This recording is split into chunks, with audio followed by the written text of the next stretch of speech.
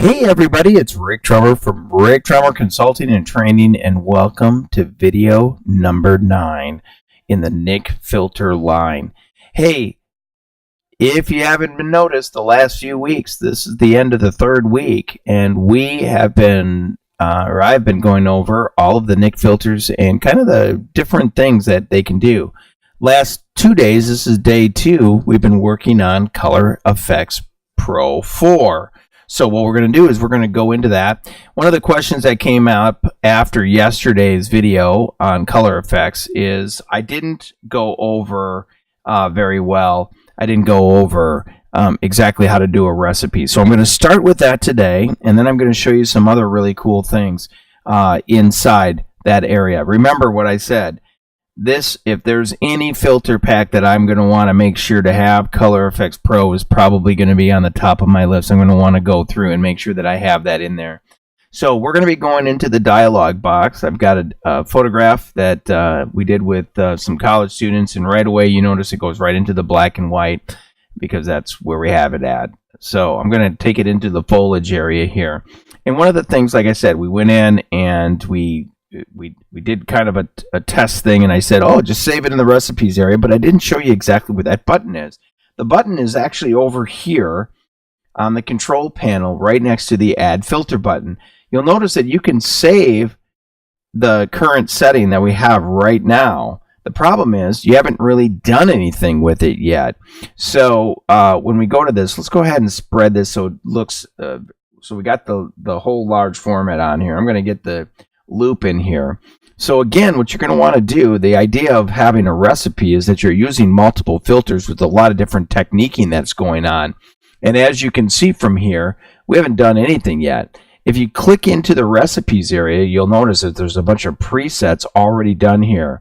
And what I did is yesterday I went in and I just said, hey, save a recipe, but I didn't actually tell you what it did.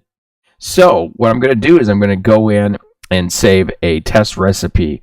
So I'm going to click off this one. I'm going to delete it because that was the recipe that we made, that I made before I started this video and trying to go in there. But you can see there's a bunch of recipes already in here. Now, if I click on a recipe from something that's inside here, I'm going to get this warning sign that's right here. And what is the warning sign is? It says, adding a recipe will replace all of the filters currently applied to your image. Would you like to continue? Of course, I'm going to say yes.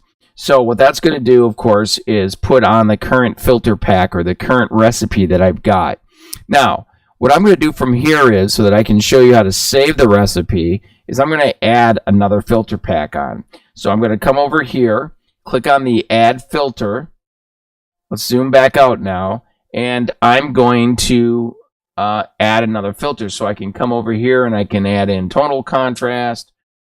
Let's do that. Let's add some tonal contrast in. I'm going to bring my tonal values down just a little bit here, and my midtones as well. Let's bring some midtones. Let's bring some shadows in. Okay, so what I'm doing is I'm just bringing in some tonal contrast into an area and just kind of changing it up. Let's go ahead and add. Let's not add anything at this point. Let's go ahead and just save the recipe now. So what I've done is I've got a set of different stuff that I've done, and now I'm going to save the recipe. And I want you to type in a recipe name. Let's just put in test recipe.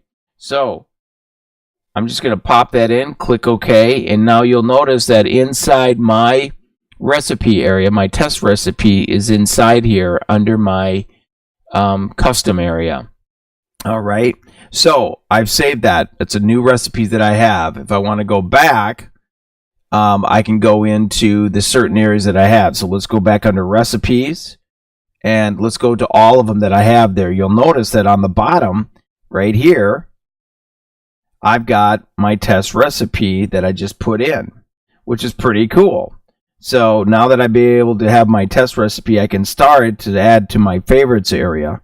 Or I can not start and just know that it's inside my recipe area. Anytime I want to be able to save a filter, all I have to do is click on, let's just say, for example, I'm going to save the warm sunset. I can just click on that, and that'll add it to my favorites area inside here. So you'll notice that I've added a series of filters. My brilliance and warm filters are in here, and so I have that in my settings there. So very cool to be able to click in and be able to save into my favorites folder and be able to do a bunch of different stuff with that. So from there, that's how you save a recipe. It's just going in, making those quick changes, and being able to do that. I love the algorithms in this, and just remember that the algorithms here are just different than the algorithms that you're going to get inside Photoshop. Let's go to the split screen mode so I can see exactly what I'm doing. This is where I'm at right now over on the right.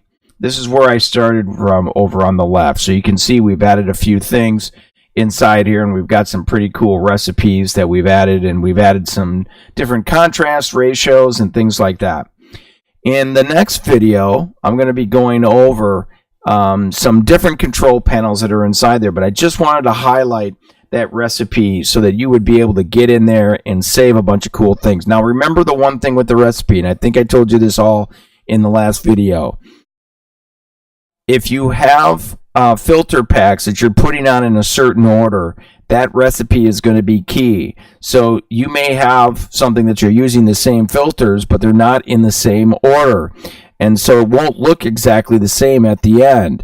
So you can write down and say, okay, I'm going to be putting on this, the tonal contrast, and I'm going to put on a polarization. I'm going to add a midnight filter series or whatever you want to do with it. But if you just write them down, but not necessarily in the order, then what's going to happen is that recipe is going to be very different, although you're using the same filter pack. So you want to make sure that you're adding it in the order that you're going to be using them in, so that it'll give you the best result for saving those recipes and getting them into the final presentation. So I'm hoping that you're really enjoying this series on the NIK filter pack. I've really enjoyed going over some of this stuff, and we're going to continue on the Color Efex Pro this next week. We're going to take you into some more of that stuff that's there. So I'm really excited about this. We're finishing up with with all of the different NIK filters. If you haven't gone online yet, go online right now today. Get them absolutely free. You can just search Google by free NIK filters, NIK by the way, and you'll be able to get right into the website where those filters are. So until next week, I'm Rick Trummer from Rick Trummer Consulting and Training, and we'll see you on the tube.